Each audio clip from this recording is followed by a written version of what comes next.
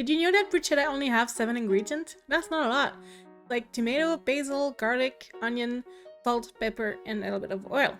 That's it. You have a bruschetta. But now, how do you make this even better? And you can put it on toasted garlic bread. That's gonna be amazing. You wanna see how? Let's do it. So here's what it looks like. The toasted garlic bread with tomato, onion, basil, and in this amazing plate. It was delicious. It was tasty. The tomato were juicy and everything was perfectly balanced. And yes, I used cherry tomatoes and it was really, really good. So the first thing you'll need to do is you want to prep all of those veggies and you want to cut them as small as you can and put that into a bowl. So here I chopped the basil, added that to the bowl. Then I moved on to the garlic, which I minced, added that to the bowl. I only used half an onion and I chopped it smaller than I normally do. Have only small bite of onions and put that into the bowl. It's really, really simple, as you can see. You just chop and put into the bowl. The cherry tomato, it took me a little while because I didn't use the plate tricks because I wanted to cut some of the tomato in quarter instead of only in half to have smaller piece. And then you put them directly into the bowl, drizzle a little bit of olive oil, salt and pepper, and then it's time for the bread already. For the bread, you want to make some slices. I decided to do them in diagonal just to be fancy.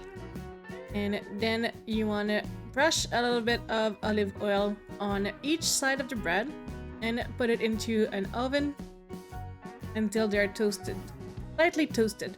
You could probably toast them into a toaster oven or slightly in a toaster if you only do one, but I didn't try, so I can't guarantee. Then, as soon as it's out of the oven and partially cooled down, because you don't want to burn your finger, you want to take your garlic cloves and you want to rub it through the bread. You want to rub it until you see that the garlic, like part of the garlic, is now into the bread. Once you've done that, you just need to put a little bit of the bruschetta mixture onto bread, like this, make it fancy. Season with a little bit more salt and pepper, as usual, and put a little bit of balsamic glaze. But how do we do balsamic glaze, Mel? Well, that's easy. It's strangely even more easy than I thought. Let's do it. So you take 2 cups of balsamic vinegar, put that into a pot, bring it to a boil. Once it's boiling, you lower the temperature to medium-low, just for a simmer. It was hard for me to get a simmer, so it boiled most of the time.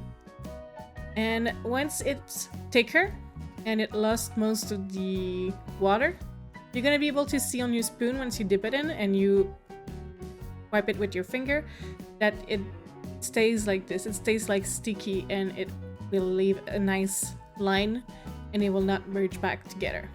Then that means it's ready.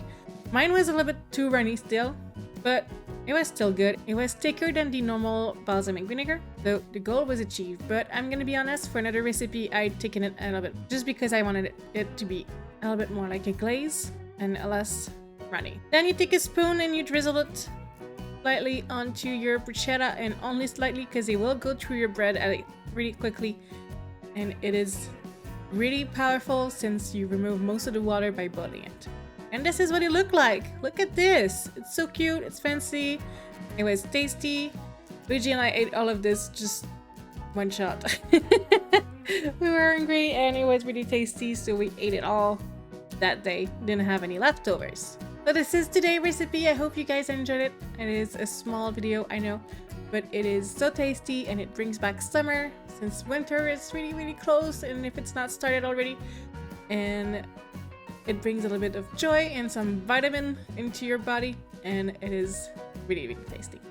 So I'll see you guys next week for another video. Bye bye!